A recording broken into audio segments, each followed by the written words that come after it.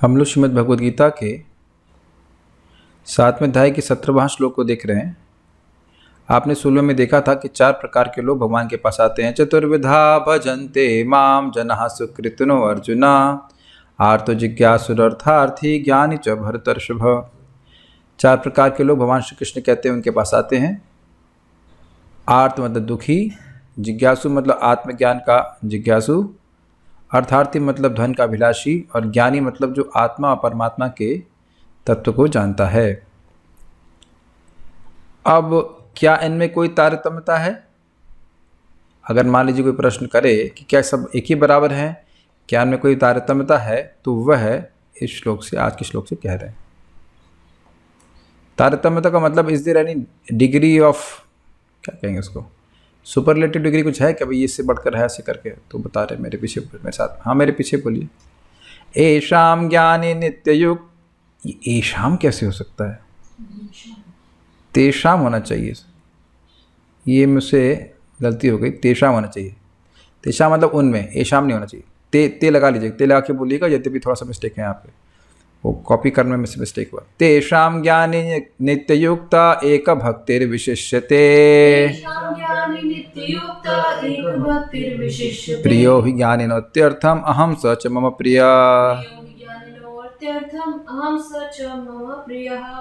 एक मिनट रुकिए,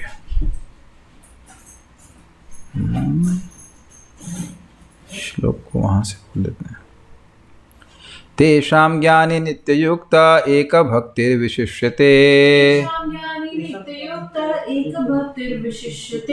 प्रियो हि ज्ञानिनोत्यर्थम अहम स च मम प्रिय। तेषां ज्ञानी नित्ययुक्ता एक भक्तिर्विशिष्यते प्रियो हि ज्ञानिनोत्यर्थम अहम स च मम प्रिय। तेषां ज्ञानी नित्ययुक्ता एक भक्तिर्विशिष्यते प्रियो हि ज्ञानिनोत्यर्थम अहम स च मम प्रिय। तेषां ज्ञानी नित्ययुक्ता एक भक्तिर्विशिष्यते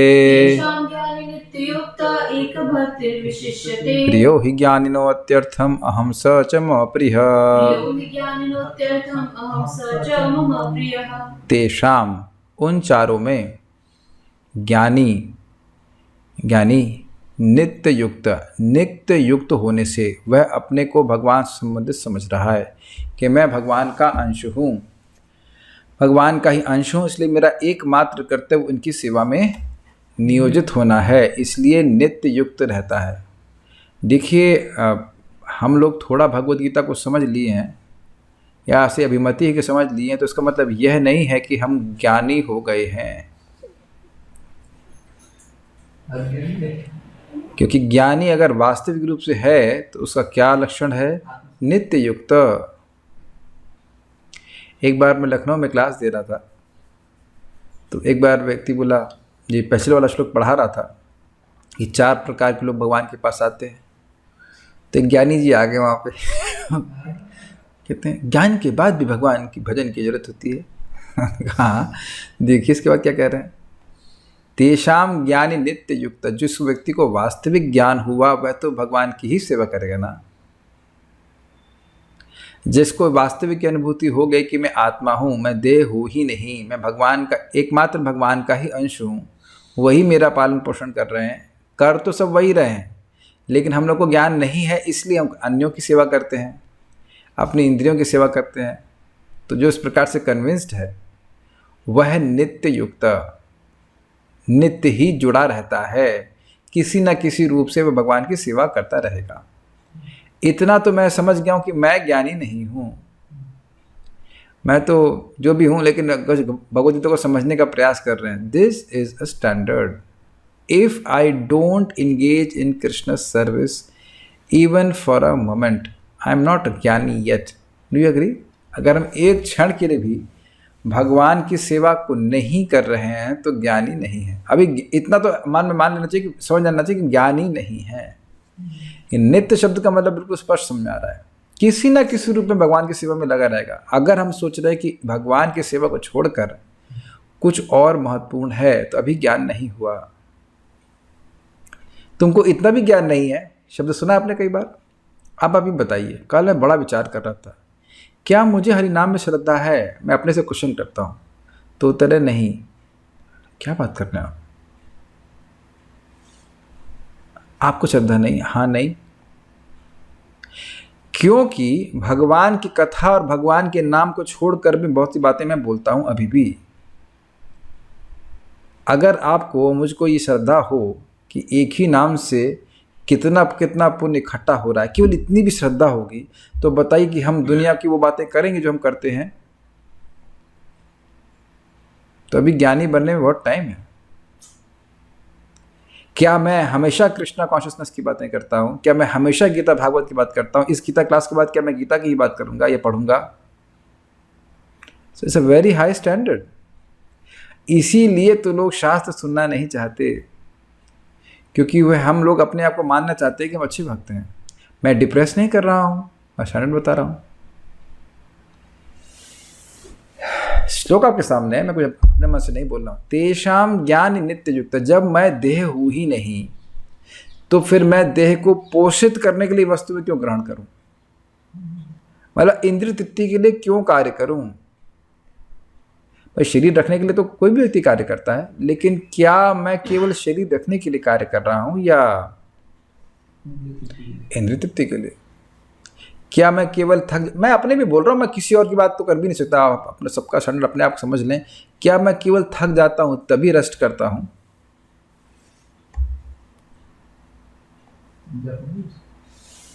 तो विचार कर लीजिए। तो खैर स्टैंडर्ड्स आर देयर, धीरे धीरे हम लोग भगवान की भक्ति करके आएंगे। तेषाम ज्ञानी नित्य युक्त, मैं डिप्रेस नहीं कर रहा हूँ, स्टैंडर्ड है मैं वो सामने आपके रख पा रहा हूँ। जो व्यक्ति जिस स्तर पे भक्ति में है वहाँ से वो भक्ति करे, बहुत अच्छी बात है, लेकिन जो स्टैंडर्ड है वो आपके सामने। नित्ययुक्ता और एक भक्तिर विशिष्यते, एक भक्ति मतलब एकांतिक रूप से भगवान में ही उसकी भक्ति है, इस कारण से विशिष्यते, इन सभी में वह विशिष्ट है। समझा के पहली लाइन? इन चारों लोगों में आर्त जिज्ञासु अर्थार्थी में जो और ज्ञानी में मेरे पास जो आते हैं, उसमें जो ज्ञानी है वह विशिष्ट है। क्यों विशिष्ट है? विशिष्ट किन लोगों में? इन चार लोगों में। ये चार लोग तो वैसे भी अन्य लोगों से बहुत अच्छे हैं। जो लोग भगवान के पास आते ही नहीं उनसे तो ये बहुत अच्छे हैं, लेकिन इनमें भी सबसे सर्वश्रेष्ठ वो है जो भगवान की भक्ति करने के लिए आए, क्योंकि वो भगवान की भी शरण नहीं ले रहा है, भगवान की ही शरण ले रहा है। ठीक है, अच्छा कैसे कह रहे हैं कि आप विशिष्ट? तो कह रहे हैं प्रियो ही ज्ञानिनो अत्यर्थम, मुझे यह ज्ञानी अत्यंत प्रिय है। अहम स च मम प्रिय, प्रियो ही ज्ञानिनो अत्यर्थम अहम, ऐसे व्यक्ति के लिए मैं बहुत अधिक प्रिय हूं। सच मम प्रिय, और वह भी मुझे बहुत प्रिय है। श्रीपाद रामानुजाचार्य जी ने अत्यर्थम पे बड़ा सुंदर कहा है। उन्हें कहा कि अत्यर्थ मतलब एक्सेसिव, अत्यधिक। अब कोई व्यक्ति इस जगत में भी पूछ ले कि प्रेम तुम मुझसे कितना करते हो, तो क्या हम उसको क्वांटिफाई कर सकते हैं, समझा सकते हैं? तो अगर मान लीजिए कोई पूछे कि भाई ये ज्ञानी भगवान से कितना अधिक प्रेम करता है, तो इसको समझाया नहीं जा सकता, इसीलिए कह रहे अत्यर्थम। तो ये तो एक अर्थ हुआ, और दूसरा अर्थ भगवान की तरफ से कि ये इतना अधिक प्रेम करता है कि भगवान जो कि सर्वज्ञ हैं वह भी नहीं जानते कि वो भक्त उनसे कितना प्रेम करता है। मैं जब सुना तो मैं तो चकित हो गया ना, वाह क्या अर्थ है।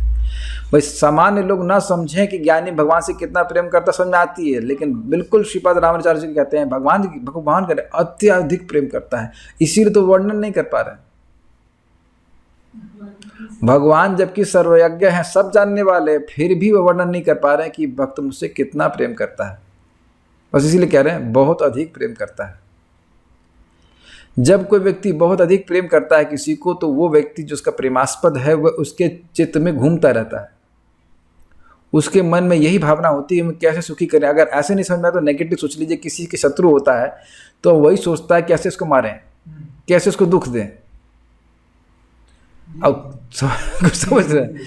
तो ये शायद हमारे समझना आसान हो, इसका अनुभव हो, लेकिन कोई कहे ज्ञानी कितना प्रेम करता है, तो भगवान करे हम भी उसको नहीं समझ पा रहे।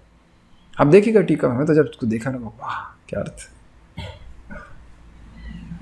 इसीलिए भगवान को भी वह सब भक्त बहुत अधिक प्रिय है। कितना प्रिय है ये हम नहीं समझ सकते, अत्यंत अति प्रिय है।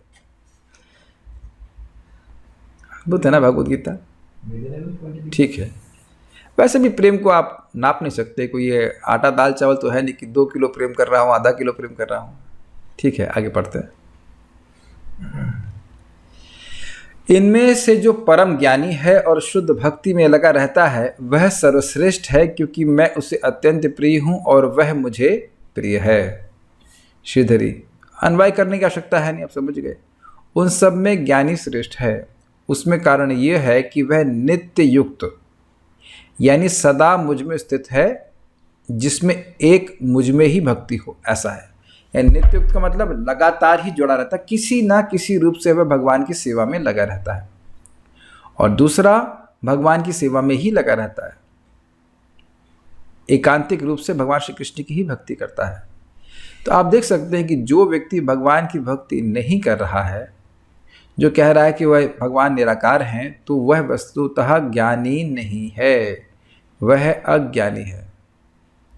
ज्ञानी व्यक्ति तो लगातार भगवान की सेवा करेगा। क्यों? जब किसी को यह ज्ञान है कि भगवान की भक्ति करने का कितना बड़ा लाभ है, तो वह अगर वाकई ज्ञान है तो क्या भक्ति करने के अलावा कुछ और कार्य करेगा? आप बताइए, विचार कीजिए।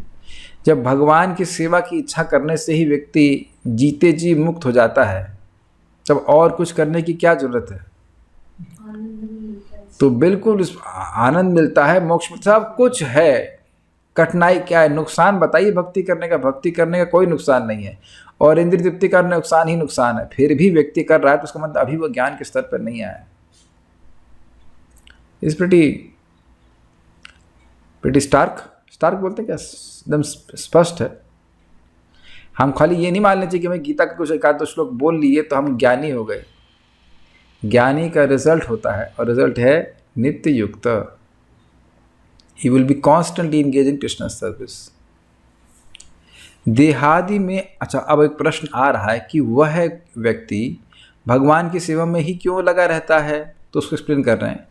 देहादि में अभिमान का प्रभाव होने से, चित्त विक्षेप का प्रभाव होने के कारण ज्ञानी के लिए ही, क्षमा कीजिएगा ये प्रभाव नहीं है, अभाव है, अभाव है। चित्त विक्षेप का अभाव होने के कारण ज्ञानी के लिए नित्य मुझ में स्थित रहना और एकांतिक भक्ति करना संभव है, अन्य के लिए नहीं। ये बहुत ही सुंदर लाइन है। देखिए, हम सुनते हैं कि हम देह नहीं हैं, लेकिन जब तक ये अभिमान रूपी बीमारी है कि मैं यह देह हूं, तो उसको उसके अनुसार, देह के अनुसार कार्य करना ही पड़ेगा। ये इतना गंभीर लाइन है, इसको समझना थोड़ा सा पहले थ्योरी ही समझ ले हम। जैसे ही मैं इंद्र तृप्ति के लिए इच्छा कर रहा हूं, उसके पहले मुझे यह मानना पड़ता है कि मैं यह देह हूं। अरे बड़ी निम्न स्थिति है, और हम उसको रैशनलाइज भी कर लेते हैं कि इतना तो चलता है, इतना तो चलता है, नहीं रैशनलाइज करते हैं। अरे गृहस्थी में है भाई, इतना तो चलता है। ये रैशनलाइजेशन हो गया ना, तो तुम गृहस्थी हो। आत्मा गृहस्थी है? क्या उत्तर है? नहीं है। लेकिन ऐसी अभिमति है, अरे भाई तुम अभी क्या सारी इंद्रिय तृप्ति छोड़ दोगे? ऐसे कैसे हो सकता है? जियोगे, जीना भी है कि नहीं तुमको? ऐसे कि इंद्रिय तृप्ति के बिना जी ही नहीं पा रहा जी। कठोर लग रही होंगी बातें, लेकिन जब तक ये अभिमान है तब तक व्यक्ति को कार्य इंद्रिय तृप्ति के करने ही पड़ेंगे, जिसका आत्मा से कोई संबंध नहीं है, एब्सोल्युटली कोई संबंध नहीं है। यद्यपि हम लोग इस स्टैंडर्ड पे ना हो, लेकिन कम से कम स्टैंडर्ड को सुनना जरूर चाहिए, ताकि हम लोग इच्छा कर सके कि स्टैंडर्ड पे आ सके। ये लाइन सबको समझ में आई? चित्त का विक्षेप का अभाव होने के कारण, चित्त भगवान, ये प्रभाव नहीं, अभाव है, अभाव शब्द है, अभाव होने के कारण चित्त कहीं और जाता ही नहीं है। जब अभिमान है ही नहीं कि मैं ये देह हूं, तो देह की आवश्यकताओं को पूर्ण करने के लिए या देह के भोगों को पूर्ण करने के लिए उधर मन कहीं जाएगा नहीं। ये चीज है। भगवान की भक्ति इतनी शक्तिशाली है कि यद्यपि हम लोग देह आदि के स्तर पे हैं, लेकिन फिर भी उन सब कार्यों को भगवान से कनेक्ट करते हैं तो धीरे धीरे करके व्यक्ति शुद्ध हो जाता है। अब जैसे आप लोग को भी अपना भोजन जो करते हैं वो अच्छा ही लगता है, तो अच्छा लगने वाला भोजन जब भगवान को अर्पित करते हैं तो वो धीरे धीरे करके अभिमान को नष्ट करता है, मिथ्याभिमान को। ये बात है, नहीं तो बहुत टफ है। सोचो हम खा ही ना पाएँ, सोए भी नहीं, कितना कठिन हो जाएगा बताइए। Very tough, very easy to say I am not the body, but very difficult to realise.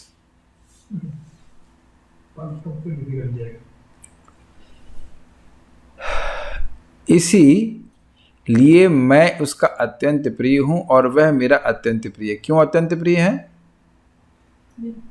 क्योंकि नित्य युक्त और एकांतिक भक्ति। अतएव इन नित्य युक्तत्व आदि 4 कारणों से यह उत्तम है। यह भाव है, नित्य युक्त, एकांत भक्ति, भगवान को प्रिय, भगवान उसको प्रिय, इसलिए वह उत्तम है। मैं जब इस श्लोक को पहली बार पढ़ रहा था टीका को, तो मैं सोचा था इन 4 कारणों से भगवान को प्रिय है, लेकिन ना, कुछ और लिखा है यहाँ पे। देखिए अब समझ में आ रहा है। वह नित्य युक्त रहता है, भगवान में ही, भगवान की ही भक्ति करता है, भगवान उसको प्रिय है और वह भगवान को प्रिय है, इसलिए वह उत्तम है।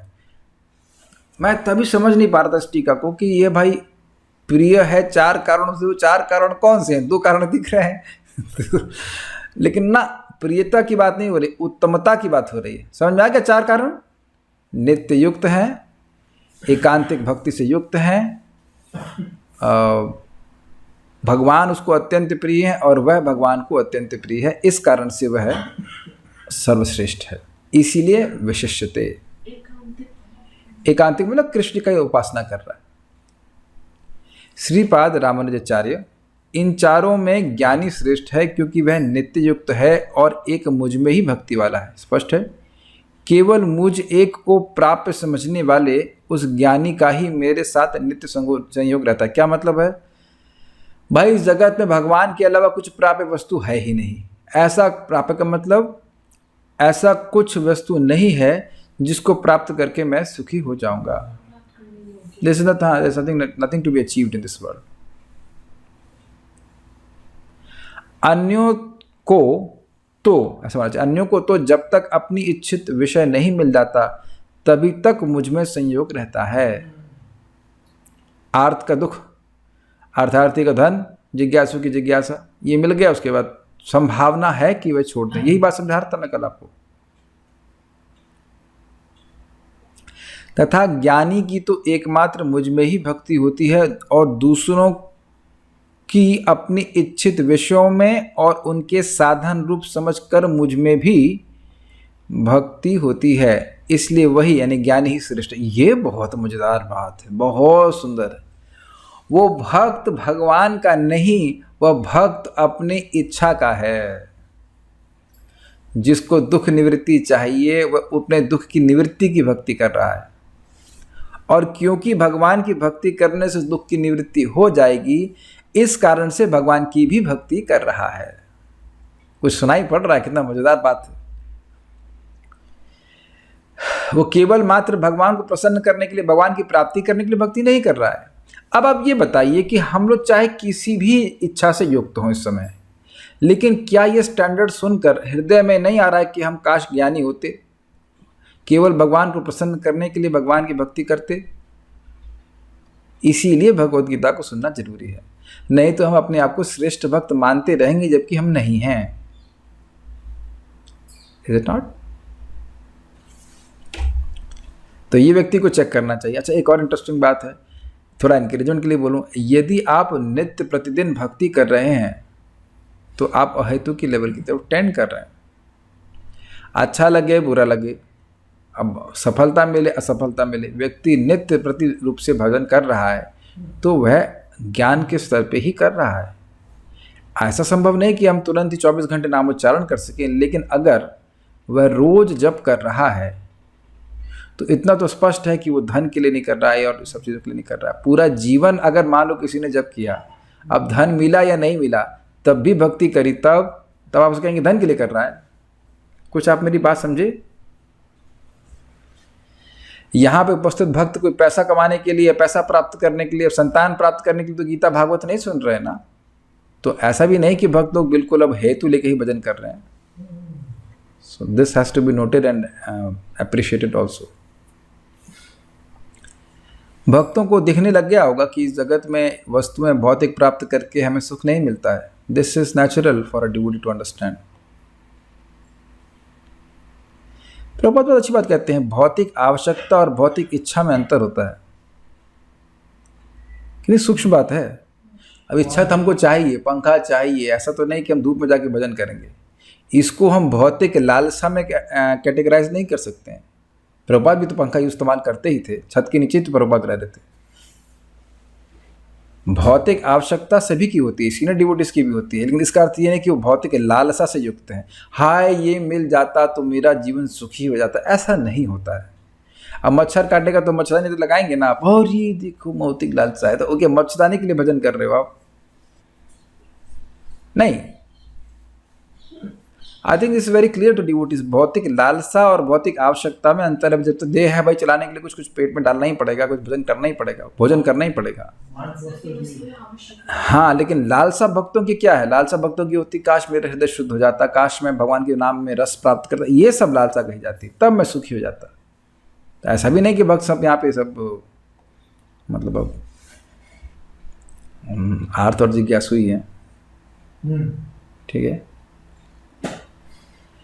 लेकिन हमको बहुत अच्छा लगा था, उसका नित्य संयोग बना रहता है। दुख मिले, सुख मिले, हानि मिले, लाभ मिले, वो भगवान की भक्ति में लगा रहता है, क्योंकि वास्तवतः देखता है कि इस सब चीज़ों का हमारे जीवन में कोई भी प्रयोजन नहीं है। आप जीवन में भक्ति करते रहेंगे तो एक बात दिखने लग जाएगी कि भौतिक वस्तुएं बिल्कुल प्रारब्ध के अनुसार या भगवान की कृपा के अनुसार अपने आप ही प्राप्त हो रही हैं।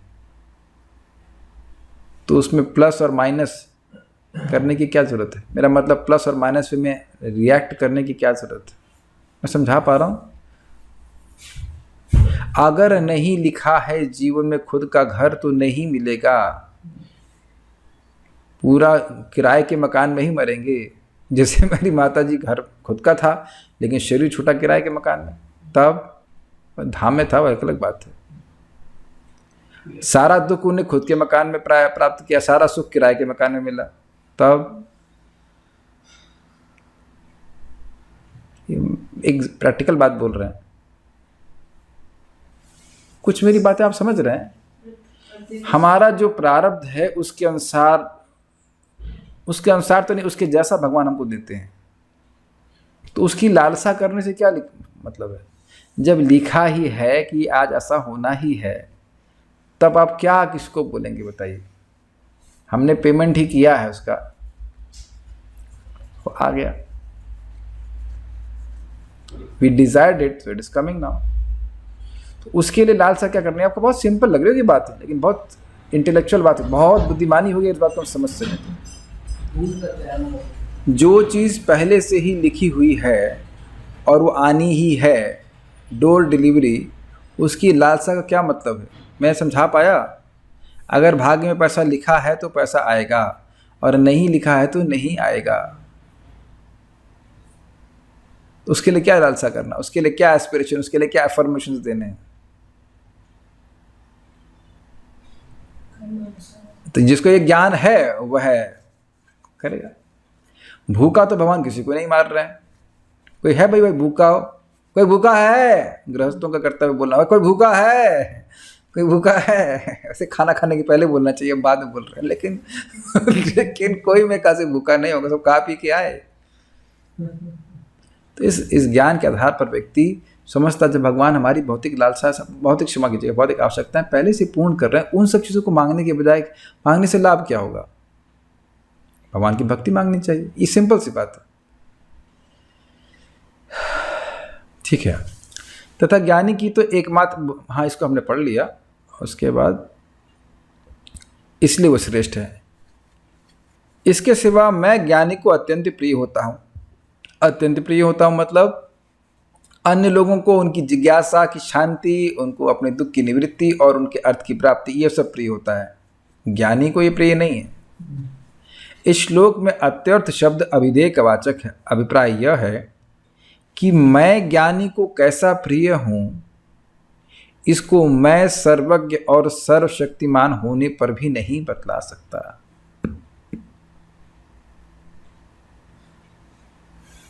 हमें तुमसे प्यार कितना है हम नहीं बतला, ऐसे कुछ तो गाने का बजाते रहना, हम नहीं जानते मगर जी नहीं सकते तुम्हारे बिना, ऐसे कुछ गाना है ना इस तरह का, समथिंग लाइक दैट, ऐसा या एग्जैक्ट फिट हो रहा है। हमें तुमसे प्यार कितना ये हम नहीं जानते, और कुछ तो forgotten this song, don't remind. अच्छा ऐसे ही कुछ है, मतलब प्रेम कितना है। तो भगवान कह रहे हैं कि भाई बहुत ज़्यादा प्रेम है, हम नहीं एक्सप्लेन कर सकते। इस शोज भगवान की कितनी कृपा है, कितना प्रेम है, वाह वाह। देखिए अब हम क्या बताएं, एक कितने प्रेमी भक्त हैं। गीता क्लास में धमाक से सो रहा है वीडियो ऑन करके, चलो इनको हम सोने देते हैं। ये कितना प्रेम है भगवदगीता से हम बता नहीं सकते, क्योंकि प्रियत्व की कोई निश्चित मात्रा नहीं होती। अब एक इंटरेस्टिंग बात है कि भाई भगवान तो सर्वसमर्थ हैं, तो अब भगवान वर्णन क्यों नहीं कर पा रहे हैं कि कितना प्रेम है? जिस चीज़ का वर्णन किया ही नहीं जा सकता, उसका वर्णन अगर भगवान ना कर पाए तो भगवान का दोष है? नहीं कर सकते। प्रेम को आप कैसे नापेंगे? किसी से भी आप प्रेम करते हैं भौतिक रूप से भी, तब भी तो आप नाप नहीं सकते। तो यहाँ तो ज्ञानी का अत्यधिक प्रेम है। तारतम्यता हो सकती है कि हाँ ज़्यादा है कम है, लेकिन क्या मीटर है प्रेम का? Kilo, 2 kilo, 5 kilo, litre, millilitre नहीं नाप सकते हैं ना। तो इसलिए कह रहे हैं अत्यधिक प्रेम है, मतलब केवल भगवान में ही प्रेम,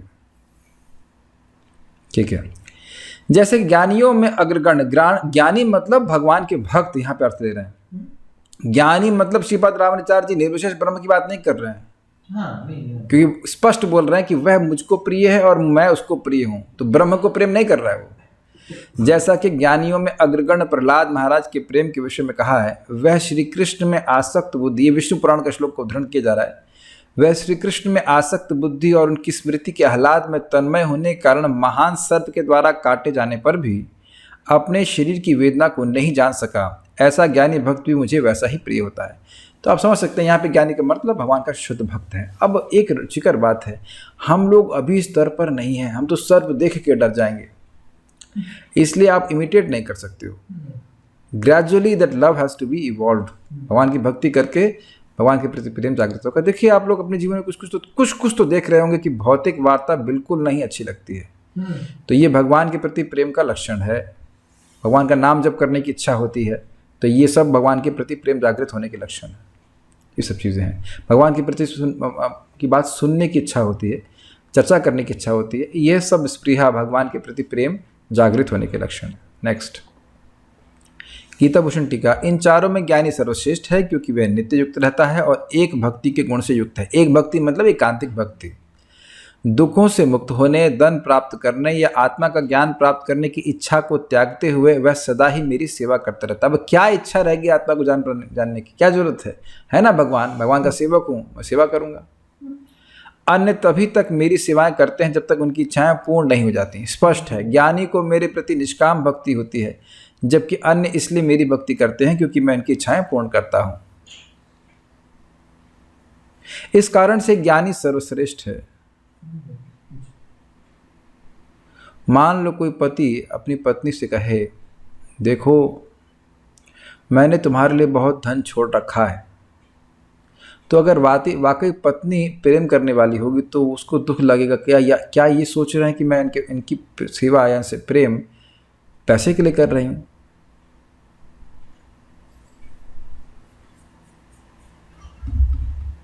आप मेरी बात समझ रहे होंगे।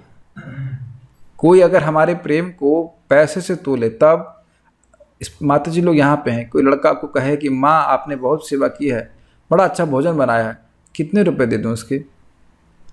कितना कितना दुख लगेगा माँ को, क्या पैसे के लिए तुम्हारे लिए हम खाना बना रहे हैं?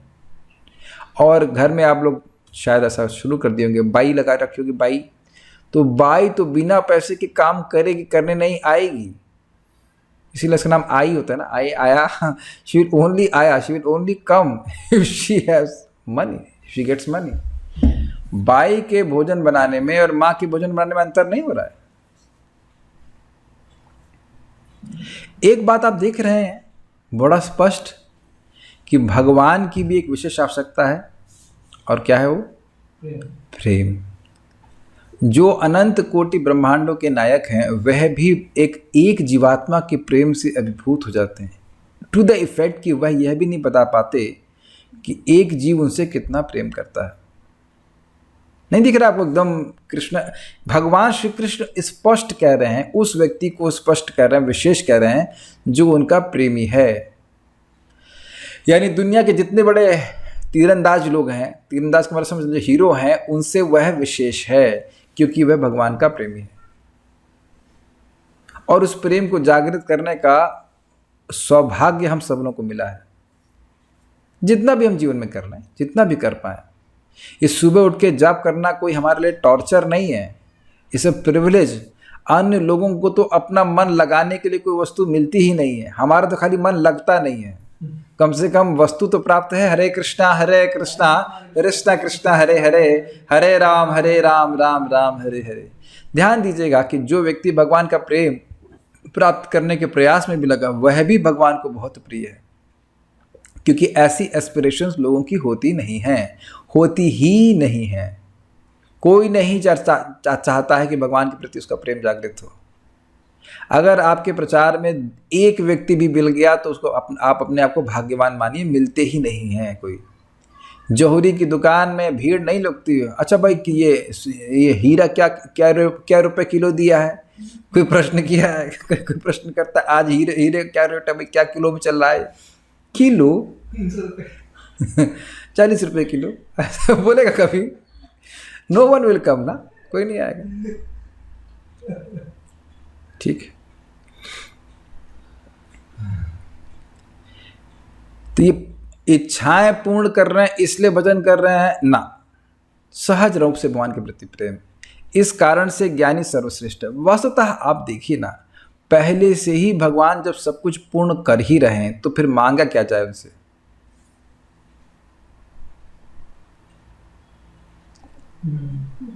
अगर एग्जाम्पल मैं समझूं इससे, आप लोग के अच्छे अगर पिताजी हों या आपके अच्छे पति हों, आजकल वैसे रेयर होता है लेकिन अगर मान लीजिए ऐसा हो, तो सही में वो सब कुछ पहले से ला के भर के रख देता है। वो आपको बताने की जरूरत नहीं है, आप ये नहीं लेके आए बोले, वो पहले से ला के भर के रखता है। आप लोग हो सकते पिता जैसे होते हो, उनके उतावलापन ला के भर के रख देंगे, तो अब और उनसे क्या मांगे बताइए? तो भगवान ने हमें क्या नहीं भर के दिया है? क्या भर के जल नहीं दिया है, भर के हवा नहीं दी है, भर के सूर्य नहीं दिया, सब कुछ तो दिया है। ऊपर से मनुष्य देह भी दिया जिससे हम उनकी प्राप्ति कर सकते, सब कुछ तो दिया। कौन भक्त यहाँ कह सकता है कि उसको सोने खाने की व्यवस्था नहीं है? और एक और सबसे अच्छी बात है, भक्तों की संगत दी है, और एक और अच्छी बात भगवान दे रहे हैं, शांति दे रहे हैं। हाय तौबा खत्म कर दिया भगवान ने हृदय में, नहीं तो अब और वहां से क्या मांगे? तुम्हें और क्या दूं दिल के सिवाय कृष्णा वांट्स ना, गिव मी योर हार्ट। तो योगी ज्ञानी जानता है कि उस दिल चाहिए भगवान को, हृदय चाहिए। या first love something related to our Krishna conscious. कभी कभी याद आ जाता है बात, that's what Krishna wants. Our relationship with Krishna is in happiness. हम भगवान को प्रेम से सेवा करें, भगवान भी प्रेम से हमको प्रेम से, वो तो प्रेम कर ही रहे हैं, हमें प्रेम करने का मौका दे रहे हैं। इस कारण से ज्ञानी सर्वश्रेष्ठ है। मैं ज्ञानी के प्रेम का विषय हूँ। प्रेम का विषय हूँ मतलब गुह्यम आकृति पृच्छति ददाति प्रतिगृह्णाति, गुह्यम आकृति पृच्छति भुंक्ते भोजते चैवा। ये भोजन बनाना ये बहुत बड़ा आर्ट है। भगवान के लिए अगर आपके मन में है कि भाई और अच्छा बनाए, तृप्ति ही न हो, परफेक्शनिस्ट हो, बहुत अच्छा कार्य। आप में से है लोगों का गुण, या कोई सब लोग घसर फसल कर बना देते हैं?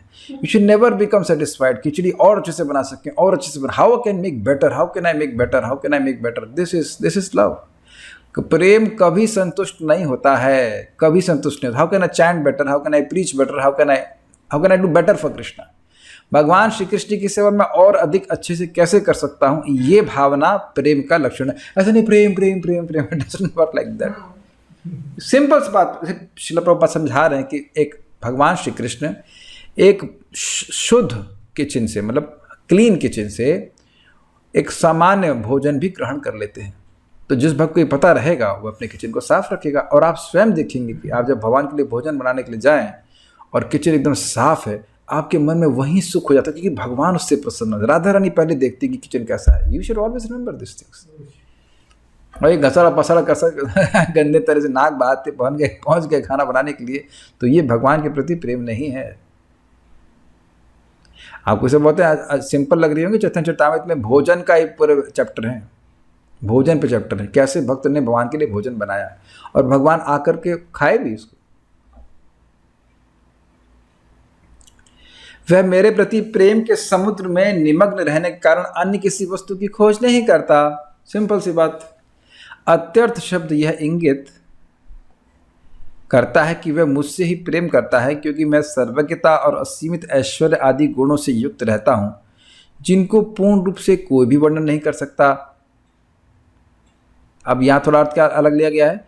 वो भगवान के गुणों का श्रवण करके और भगवान के गुणों का अनुभव करके अब और किसी और व्यक्ति और वस्तु या व्यक्ति में अपने चित्त लगाने का इच्छा ही नहीं करता। भगवान इतने अच्छे हैं, क्या उनका वर्णन, क्या उनका गुण समाप्त हो गए हैं कि हम किसी और की बात कर रहे हैं, किसी और की बात कर रहे हैं, किसी और के गुणों का वर्णन कर रहे हैं या दुर्गुणों का वर्णन कर रहे हैं, जो कुछ भी है। तो इसका मतलब यह हुआ कि हाँ, वो व्यक्ति के पास भगवान से अधिक गुण हैं।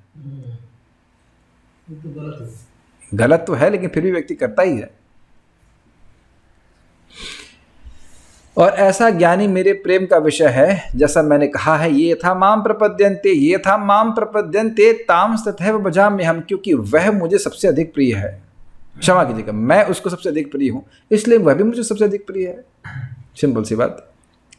जो जिस प्रकार भी शरण लेता है, मैं वैसे ही उससे आदान प्रदान करता हूं। मैं भी केवल उससे ही प्रेम करने के लिए सीमित हूं। अब ये बड़ी सुंदर बात है। भगवान यद्यपि सर्वज्ञ हैं, लेकिन वह दुर्वासा मुनि को कहते हैं कि मेरे भक्त मेरे अलावा कुछ नहीं जानते और मैं अपने भक्तों के अलावा और कुछ नहीं जानता। ये ऐसा जब बोला जा रहा है तो ऑब्वियसली हम अपने आप को भक्ति के कुछ नीचे ही पड़ाव में देखेंगे कि भाई हम तो भी बहुत सारी चीज़ें और चाहते हैं। ठीक है, लेकिन स्टैंडर्ड ठीक ही है, लेकिन भगवान की भक्ति करने से धीरे धीरे करके गुण आएंगे। क्या ये सब सुन करके आपके मन में कोई लालसा नहीं जागृत हो रही है कि काश मेरी मति रति भगवान में ही हो? तात्पर्य, भौतिक इच्छाओं के समस्त कलमश से मुक्त, आर्त, जिज्ञासु, धनहीन तथा ज्ञानी, ये सब शुद्ध भक्त बन सकते हैं। किंतु इनमें से जो परम सत्य का ज्ञानी है और भौतिक इच्छाओं से मुक्त होता है, वही भगवान का शुद्ध भक्त हो पाता है।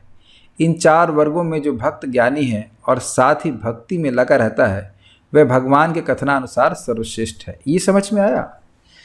इसीलिए प्रभुपाद जी कहते हैं कि जो व्यक्ति भगवत गीता और श्रीमद् भागवतम के डिस्कशंस या ज्ञान के प्रति नैसर्गिक रुचि को रखता है, उसके लिए भक्ति बहुत आसान हो जाती है। इसे कुछ स्पेकुलेशन करने की जरूरत नहीं है।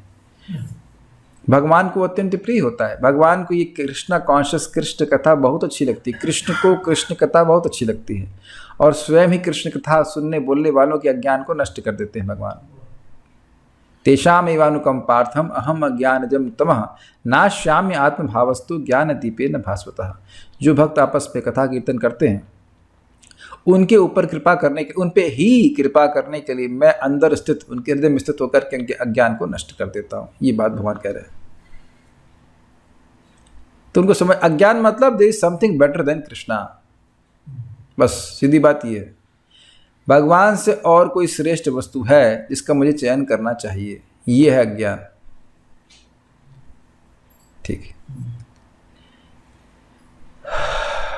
इन चारों वर्गों में जहाँ पढ़ लिया, ज्ञान की खोज करते रहने से मनुष्य को अनुभूति होती है कि उसका आत्मा उसके भौतिक शरीर से भिन्न है। क्या मैं ये हाथ हूँ, क्या मैं ये नाक हूँ इत्यादि जब विचार करता है तो उस प्रकार का ज्ञान का अनुशीलन करता है तो व्यक्ति समझेगा कि मैं ये देह नहीं हूँ। अधिक उन्नति करने पर उसे निर्विशेष ब्रह्म तथा परमात्मा का ज्ञान होता है, भगवान जो हृदय में रहते हैं। जब वह पूर्णतः शुद्ध हो जाता है तो उसे ईश्वर के नित्य दास के रूप में अपनी स्वाभाविक स्थिति की अनुभूति होती है, अर्थात ना तो मेरी स्वरूपगत स्थिति ब्रह्म ज्योति में है और ना ही मैं परमात्मा का भक्त हूँ। मैं भगवान श्री कृष्ण का नित्य अंश हूँ। मेरा एकमात्र कर्तव्य भगवान कृष्ण की सेवा करना। यद्यपि हमने सुन लिया है लेकिन इसके रियलाइजेशन में भी बहुत समय लगना है। कई बार लोग सोचते हैं कि हमें रियलाइजेशन हो गया है, वेट अभी समय लगेगा। हम लोग सुन लिए हैं, कन्विंस हो रहे हैं, but it takes lot of time. इसके लिए तैयार रहना चाहिए। एक रियलाइजेशन होना कि मैं कृष्ण का दास हूँ, तो अब व्यक्ति भगवान की सेवा के अतिरिक्त और कुछ भी नहीं करेगा। अगर आप ऐसा ऑलरेडी कर रहे हैं तो बहुत अच्छी बात है, और अगर नहीं कर रहे हैं तो अभी मैं भी नहीं कर रहा हूँ तो हमें थोड़ा समय लगेगा। यहाँ मैं क्लास दे रहा हूँ उसका मतलब मैं ये नहीं कह रहा हूँ कि मैंने कभी कहा भी नहीं कि मैं सारे स्टैंडर्ड फॉलो कर पा रहा हूँ। मैं भी स्टैंडर्ड देख रहा हूँ कि हाँ ये स्टैंडर्ड है। If I am talking anything accept Krishna consciousness, कुछ रियलाइजेशन नहीं भी। अगर मैं कृष्ण कथा केवल तभी कर रहा हूँ जब मैं आसन पे बैठा हूँ तो अभी परफेक्शन कुछ नहीं है। ये सारे रिफ्लेक्शंस मेरे मन में स्वयं चलते रहते, मैं खाली रिफ्लेक्शंस शेयर कर रहा हूँ। निरुत्साहित होने की बात नहीं है, बात जितना भी कर पाए अच्छा है, लेकिन स्टैंडर्ड ये है कि भगवान के इतर कुछ बोलना ही नहीं चाहिए। भगवान की सेवा के अलावा कुछ बोलना नहीं चाहिए, भगवान की सेवा के अलावा कुछ डिस्कशन नहीं कर, कुछ भी नहीं, कोई चैट कुछ भी नहीं होना चाहिए। कोई भी और विषय कर रहे हैं वो उसकी ज़रूरत नहीं करने की, वो इसलिए कर रहे हैं क्योंकि उनको अच्छा लग रहा है, तो इसका मतलब भी ज्ञान प्रकाशित नहीं हुआ है। भगवान के भक्त तो भगवान के अलावा कुछ बोलते ही नहीं। कथयन्तश्च माम नित्य, जैसे मछली पानी के बिना कब रहती है, एक क्षण के लिए भी नहीं रहती। ये बात ठीक है। इस प्रकार शुद्ध भक्त की संगति में आर्त, जिज्ञासु, धन का इच्छुक तथा ज्ञानी स्वयं शुद्ध हो जाते हैं। किंतु प्रारंभिक अवस्था में जिस व्यक्ति को परमेश्वर का पूर्ण ज्ञान होता है और साथ ही जो उनकी भक्ति करता रहता है, वह व्यक्ति भगवान को अत्यंत प्रिय होता है। क्यों? क्योंकि वह उसके भक्ति का आधार उसका दिव्य ज्ञान है कि मैं भगवान का अंश हूँ और मुझे भगवान की भक्ति करनी चाहिए, मेरा कर्तव्य है। जिसे भगवान की दिव्यता का शुद्ध ज्ञान प्राप्त होता है वह भक्ति द्वारा इस तरह सुरक्षित रहता है कि भौतिक कल्मश से छू भी नहीं पाता। क्या मतलब है? कल्मश मतलब भौतिक इच्छाएं, उससे वह बचा रहता है। तो अब कोई कहेगा अच्छा बस खाली ज्ञान ही प्रिय है, बाकी लोगों को आप ध्यान नहीं देते हैं, तो कहते हैं नहीं, उदारा सर्व एवैते, वह सभी उदार हैं। उसकी चर्चा हम लोग कल करेंगे। Any questions? No, so will stop here. Shrimad Bhagavad Gita की जय, श्रील प्रभुपाद की जय, निताय गौर प्रेमानंदे। ओह, एक प्रश्न है। अच्छा चलिए प्रश्न कीजिए। क्या कल्मश का अर्थ विचार भी होता है? कल्मश का अर्थ विचार, कल्मश का मतलब भगवान से इतर विकार। हाँ जी, विकार मतलब कचड़ा, कि भाई हमको ये चाहिए, हमको वो चाहिए, भगवान के अलावा और कोई इच्छा रखना, यही तो कल्मश है। अन्याभिलाषिता, भगवान की सेवा के अलावा और कोई इच्छा रखना, यही तो कल्मश है। देखिए एक बात समझिए, स्टैंडर्ड है लेकिन कार्य हमको अपने अधिकार के अनुसार ही करना होगा, उससे अधिक हम जंप नहीं कर सकते। Is that okay? हर व्यक्ति की कुछ भौतिक इच्छा है या भौतिक नीड है, वह अब उसको तुरंत ट्रांसेंड नहीं कर सकता है, लेकिन इसका मतलब ये नहीं कि वह अपने जो प्रोसेस ऑफ प्यूरिफिकेशन है उसको करे ही नहीं।